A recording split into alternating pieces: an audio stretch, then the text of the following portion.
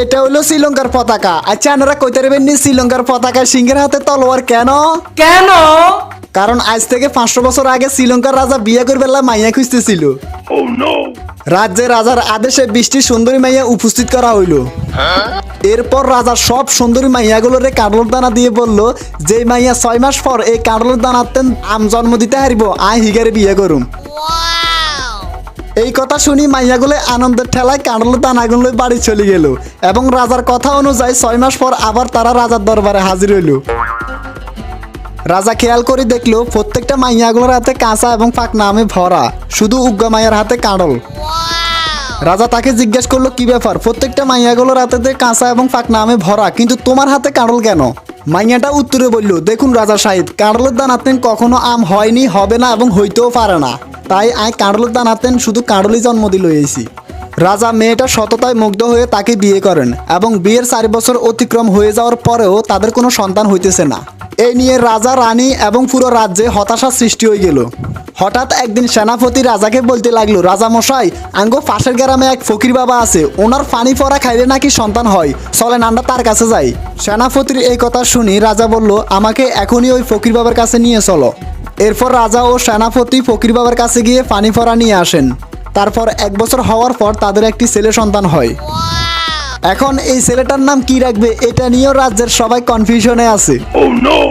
রাজা চিন্তা করলো, যেহেতু ফকির বাবার পানি পড়ায় এই ছেলের জন্ম, সেহেতু ফকির বাবাই এর নাম রাখবে। রাজা সেনাপতিকে নিয়ে চলে যায় ফকির বাবার দরবারে।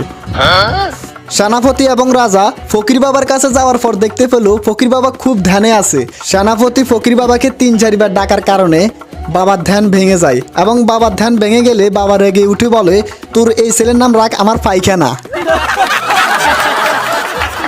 রাজা এই নাম শুনে খুব আনন্দ পায় এবং তার ছেলের নাম রাখে পায়খানা। 1 বছর পর রাজার আবার আরোগ্য মাইয়া সন্তান হয়। এরও সেম নাম রাখবে লাই ফকির বাবার দরবারে লই যায়। ফকির বাবা আবারও ধ্যানে ছিল, ধ্যান ভাঙার কারণে ফকির বাবা রাজাকে বলতে লাগলো, এই তোর মায়ের নাম রাখ আমার বাল। রাজা আবারও খুশি হয়ে মেয়েটার নাম রাখি দে বাল। আর হ্যাঁ, রাজা কিন্তু শখ করি রাজ্যে একটা ছাগল ফাইলতো।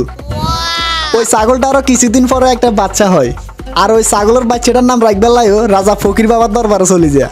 বাবা কিন্তু সেদিন ধ্যানে ছিল না। তখন রাজা বলতে লাগলো, বাবা আমার এই ছাগলের বাচ্চার একটা নাম দিয়ে দেন।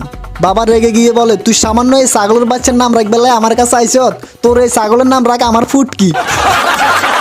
রাজা খুশি হয়ে তার ছাগলের নাম রেখে দেয় ফুটকি। যাই হোক, এইভাবে 20 বছর অতিক্রম হয়ে যায়। 20 বছর অতিক্রম হয়ে যাবার পরে ওই যে রাজার মেয়ে যার নাম রাখছিল বাল, সে বড় হয়ে যায় এবং রাজার ছেলে ওই যে পায়খানা রাখছিল সেও বড় হয় এবং ওই যে রাজার ছাগলের বাচ্চা মানে ফুটকি সেও বড় হয়ে যায়। এখন রাজা চিন্তা করলো, আমার মাইয়া যেহেতু বড় হয়েছে তাইলে তারা এখন বিয়ে দিয়ে দিই। এখন রাজার মেয়ে মানে বালের বিয়ে ঠিক হয়ে গেল, তো সবকিছু ওকে। এখন রাজার জামাই আসলো। আসার পর রাজার মেয়ের যে বান্ধবীরা, অর্থাৎ রাজার মেয়ে হলো কে বাল, বালের বান্ধবীরা জামাইকে দেখে বলতে লাগলো, বালের জামাই কি কিউট, বালের জামাই excellent, so nice, so elegant, so beautiful, just looking like a wow. এটা শোনার পরে জামাই খুব হতাশ, কিরে আমারও সবাই বালের জামাই বলতেছে কেন, কেন সবাই আমার বলতেছে so nice, so beautiful, so elegant, just looking like a wow. জামাই তার শ্বশুর রাজাকে ডেকে বলতে লাগলো, আই কি দোষ করছি, আরে ব্যাকে বালের জামাই কি লেগো, আমি বিয়ে করতে নয় অঙ্কায় চলে যাই। এই কথা বলে জামাই চলে যান দিছে। আর জামাই শ্বশুর রাজা বলতে লাগলো, জামাই তুমি কোথায় যাচ্ছ, তুমি আমার মেয়ে বালকে বিয়ে করে নাও।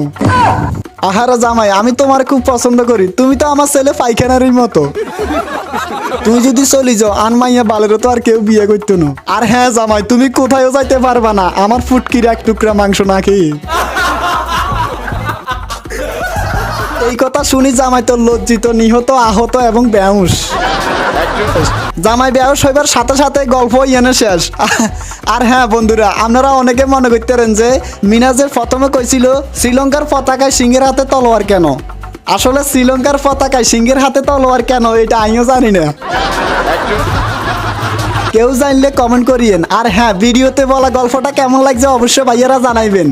এরকম নিত্য নতুন গল্প হাইবেলায় আঙ্গো অ্যানকি মিনাজ চ্যানেলকে সাবস্ক্রাইব করে দিবেন, ভিডিওতে লাইক তো দিবেনই ঠাস করি।